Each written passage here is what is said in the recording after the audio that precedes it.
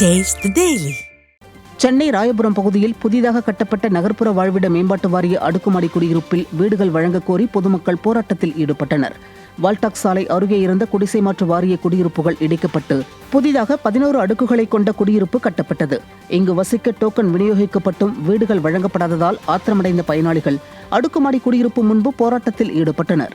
அடுக்குமாடி குடியிருப்பை அமைச்சர் திறந்து வைத்தால் மட்டுமே வீடுகள் வழங்கப்படும் என்று அதிகாரிகள் அலட்சியமாக பதிலளிப்பதாகவும், வீடு ஒன்றுக்கு 66,000 ரூபாய் முன்பணம் வழங்க வேண்டும் என்று அதிகாரிகள் கூறுவதாகவும் பொதுமக்கள் குற்றம் சாட்டுகின்றனர்.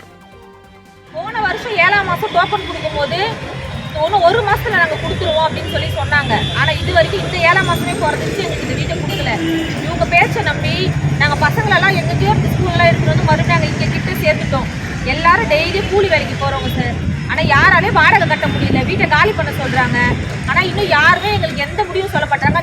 டேட்டு மட்டும்தான் சொல்றாங்க. சொல்லி சொல்லி எங்களை ஏமாத்துறாங்க.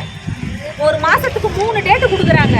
ஆபீஸ்ல இருக்கிறவங்களும் சரி, யார் வந்து நாங்க போராட்டம் பண்ணாலும் டேட்டு மட்டும் தான் சும்மா சொல்லிட்டு எங்களை ஏமாத்திட்டு போறாங்க. அப்பப்ப ராமநாதபுரம் மாவட்டம் சித்திரங்குடி அருகே மாற்றுத்திறனாளி மீது தனிப்படை காவலர் தாக்குதல் நடத்திய சம்பவம் அதிர்ச்சியை ஏற்படுத்தியுள்ளது. இடைச்சியூரணி கிராமத்தில் கோயில் திருவிழா நடைபெற்றுள்ளது. அப்போது அங்கிருந்த ஒரு கடையில் இருவர் சண்டையிட்டுக் கொள்வதாக தெரிய வந்த நிலையில் சம்பவ இடத்திற்கு சென்ற தனிப்படை காவலர் லிங்குசாமி அங்கிருந்த தங்கவேல் என்ற மாற்றுத்திறனாளியை தாக்கியுள்ளார். இதில் லிங்குசாமிக்கு கையில் எலும்பு முறிவு ஏற்பட்டதை அடுத்து அவர் மருத்துவமனையில் அனுமதிக்கப்பட்டார். திறனற்ற திமுக ஆட்சியில் ஸ்டாலினின் நேரடி கட்டுப்பாட்டில் உள்ள காவல்துறை தொடர்ந்து பொதுமக்களிடம் அராஜக போக்கில் நடந்து கொள்வது மக்கள் மத்தியில் பதற்றத்தை ஏற்படுத்தியுள்ளது.